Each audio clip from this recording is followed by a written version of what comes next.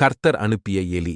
கடந்த வாரம் நாங்கள் வெளியூருக்கு என்னுடைய சகோதரருடன் அவரது காரில் சென்றிருந்தோம்.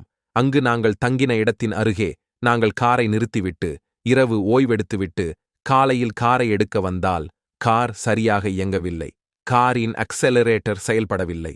காரணம் என்னவென்று மெக்கானிக்கை அழைத்து வந்து பார்த்ததில் ஒரு எலி காருக்குள் புகுந்து உள்ளே உள்ள வயர்களை கடித்து அறுத்துள்ளது. அதனால் இசிஎம் போர்டு என்று சொல்லக்கூடிய காரை கட்டுப்படுத்தக்கூடிய செயலி இயங்கவில்லை. அது நிமித்தம் காரின் அக்செலரேட்டர் செயல்படவில்லை. நான் ஆண்டவரிடம் ஏன் ஆண்டவரே என்று கேள்வி எழுப்பினேன்.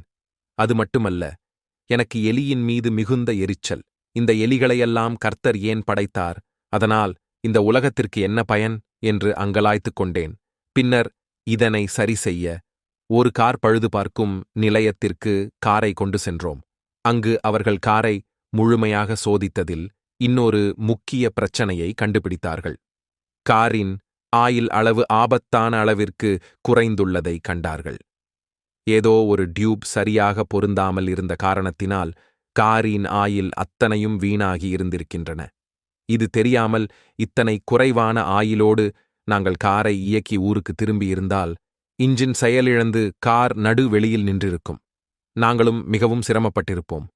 கார் இன்ஜின் பழுது பார்க்கவும் 1,00,000க்கும் அதிகமாய் செலவாகியிருக்கும்.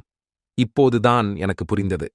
எங்களுக்கு வரப்போகும் ஒரு பெரிய பிரச்சனையிலிருந்து எங்களை காக்கும்படியாக கர்த்தர் ஒரு எலியை அனுப்பி வயர்களை கடிக்கச் சொல்லியிருக்கலாம்.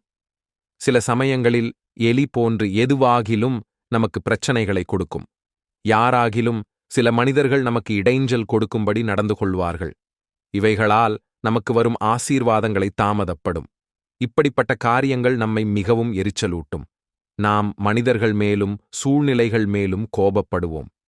தேவையில்லாத வார்த்தைகளை பேசி நம் எரிச்சலை வெளிப்படுத்துவோம். ஆனால் இப்படிப்பட்ட நேரங்களில் நாம் அமைதியாக இருப்பது நல்லது. கர்த்தர் எல்லாவற்றையும் நன்மைக்கு ஏதுவாக செய்கின்றார். ரோமர் 8:28 என்பதை நாம் விசுவாசிக்க வேண்டும். கவலைப்படுவதும் பதற்றப்படுவதும் எரிச்சலடைவதும் சூழ்நிலைகளை மேலும் பாதகமாக்கும். கர்த்தர்தான் நம்மை பெரிய ஆபத்துகளிலிருந்து காக்கும்படியாக சில எலிகளை அனுப்பி நமக்கு சில பிரச்சனைகளை கொடுக்க வைக்கின்றார்.